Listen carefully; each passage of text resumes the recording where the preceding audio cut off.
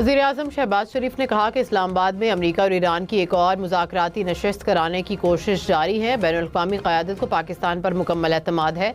हमें दुनिया भर में एक ईमानदार सालिस के तौर पर तस्लीम किया जा रहा है। सियासी और अस्करी क़यादत की मुश्तरका कोशिशों से दुनिया में पाकिस्तान की इज़्ज़त में इजाफा हुआ। बरतानवी जरीदे को इंटरव्यू में वज़ीर-ए-आज़म ने एतमाद करने पर अमरीकी और ईरानी सदूर का शुक्रिया अदा किया।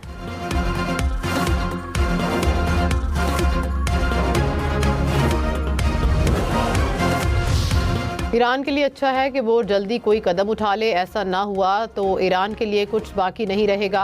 अमरीकी सदर डोनाल्ड ट्रंप की ईरान को एक बार फिर धमकी। कहा कि ईरान के हाथ से वक्त निकलता जा रहा है। अमरीकी सदर डोनाल्ड ट्रंप और इसराइली वज़ीर-ए-आज़म में टेलीफोनिक राबता। ईरान में मुमकिना नई फ़ौजी कार्रवाई के इम्कानात पर गौर किया गया।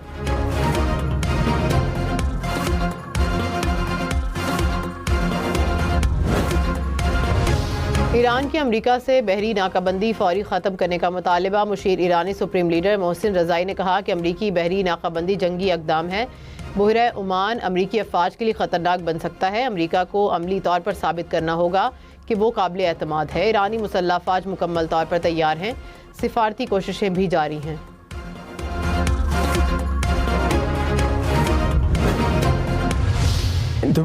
अमरीकी वज़ीर ख़ारजा मार्को रूबियो ने कहा कि प्रोजेक्ट फ्रीडम को पाकिस्तान की दरख्वास्त पर रोका गया। पाकिस्तानियों ने कहा कि अगर आप लोग प्रोजेक्ट फ्रीडम रोक दें तो हमारे ख्याल में हम किसी मुआहदे तक पहुँच सकते हैं। हमने सिफारतकारी को मौका देने के लिए प्रोजेक्ट फ्रीडम रोकने पर इत्तफ़ाक़ किया। सदर ट्रंप सिफारतकारी को तरजीह देते हैं।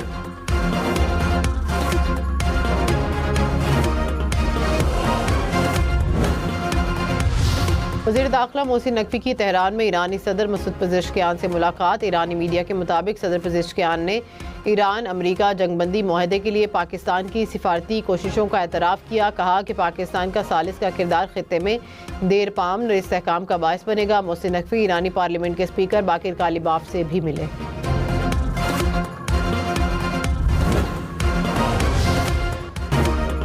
पाकिस्तान को बांग्लादेश के खिलाफ टेस्ट सीरीज बराबर करने का चैलेंज। सेले टेस्ट का दूसरा रोज़ बांग्लादेश के 4 खिलाड़ी की पवेलियन वापसी। पाकिस्तान पर 250 से ज़्यादा रन की बढ़तरी हासिल कर ली। गुज़िश्ता रोज़ पाकिस्तान की पूरी टीम 232 रन पर पवेलियन लौट गई थी। टेस्ट सीरीज़ में बांग्लादेश को 1-0 की बढ़तरी हासिल।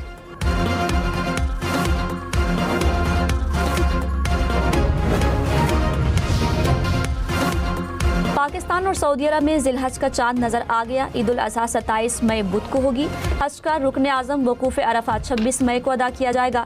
पाकिस्तान में मरकजी रोयत हिलाल कमेटी ने चांद की रोयत का ऐलान कर दिया।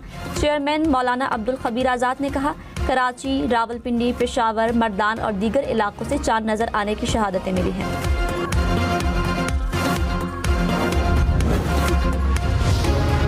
कराची में लांढिया एक्सपोर्ट प्रोसेसिंग जोन में फैक्ट्री में लगने वाली आग पर 12 घंटों बाद काबू पा लिया गया। एक मरतबा बुझने के बाद इमारत की तीसरी मंजिल पर दोबारा आग भड़क उठी थी। फायर ब्रिगेड की 10 गाड़ियों और 3 स्नार्कल्स ने आग पर काबू पाया। आतिशज़दगी के नतीजे में कोई जानी नुकसान नहीं हुआ।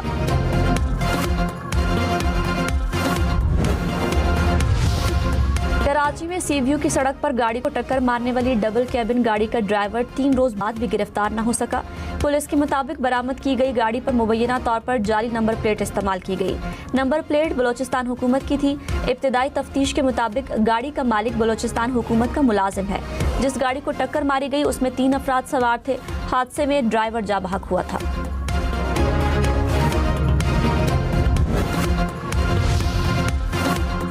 सिंतास मुआहदे पर पाकिस्तानी मौक़िफ़ इंसाफ पर मबनी है। आलमी सालिसी अदालत ने पाकिस्तान के हक में फैसला दे दिया। भारत सिंतास मुआहदे पर सिफारती, कानूनी और इखलाकी महाज पर नाकाम। आलमी सालिसी अदालत ने कहा, भारत एकतरफा तौर पर सिंतास मुआहदा मुअत्तल नहीं कर सकता। पाकिस्तान का मौक़िफ़ सिंतास मुआहदे की दुरुस्त कानूनी तशरीह और बैनुल अक़वामी कानून के मुताबिक है।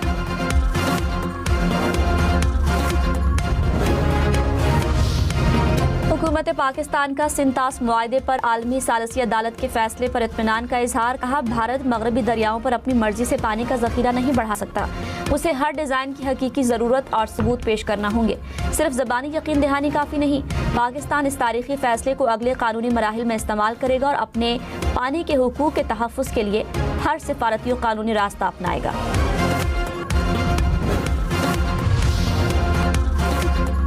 अबू धाबी में न्यूक्लियर पावर प्लांट के बैरूनी हिस्से में जनरेटर में आग लग गई। अबू धाबी मीडिया ऑफिस के मुताबिक आग मुबैना तौर पर ड्रोन हमले से लगी।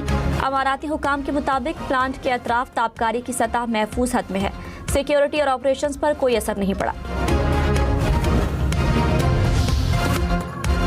सऊदी अरब ने इराक से दागे गए 3 ड्रोन्स को रोककर तबाह कर दिया। सऊदी वजारत दिफा के मुताबिक सऊदी अरब को किसी भी हमले का जवाब देने का मुकम्मल हक हासिल है। मुनासिब वक्त और मकाम पर जवाब दिया जाएगा।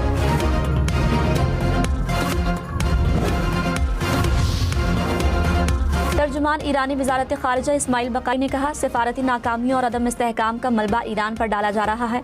अमन और आलमी तवानाई मंदियों के तहफ़्फ़ुज़ के नाम पर नई झूठी कहानी घड़ी जा रही है। अमरीकी और इसराइली जारहाना पॉलिसियों ने सिफारती कोशिशों को नुकसान पहुंचाया। बहरान पैदा करना फिर जवाब बनाकर मजीद कार्रवाइयाँ करना पुराना तरीका है। नायब वज़ीर आज़म इसहाक डार और मिस्री वज़ीर ख़ारजा का राब्ता, खित्ते की सूरत हाल और अमन और इस्तेहकाम पर तबादला ख़याल। मिस्री वज़ीर ख़ारजा ने खित्ते में अमन के लिए पाकिस्तान की कोशिशों को सराहा। दोनों ममालिक का इलाकाई और आलमी उमूर पर राब्ते जारी रखने पर इत्तफ़ाक़। कराची में हैवी ट्रैफिक ने एक और जान ले ली। सुपर हाईवे नॉर्दर्न बाईपास पर ट्रेलर की मोटरसाइकिल को टक्कर, एक शख्स जाँ बहक, 2 अफराद जख्मी। हादसे के बाद ट्रेलर ड्राइवर फरार।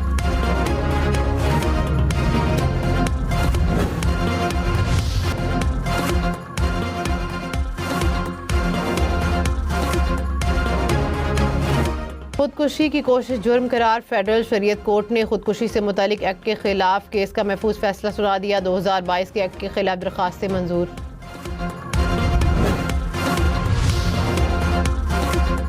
इस्लामाबाद रावलपिंडी मेट्रो बस मुलाजमीन के एहतजाज के बायस बंद रहने के बाद बहाल। पुलिस और इंतजामिया के मुतालबात की मंजूरी की क़ैद दहानी पर एहतजाज खत्म किया गया।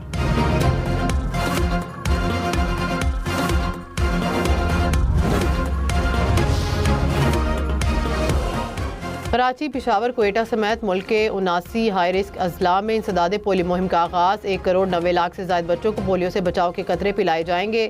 मुहिम 24 मई तक जारी रहेगी।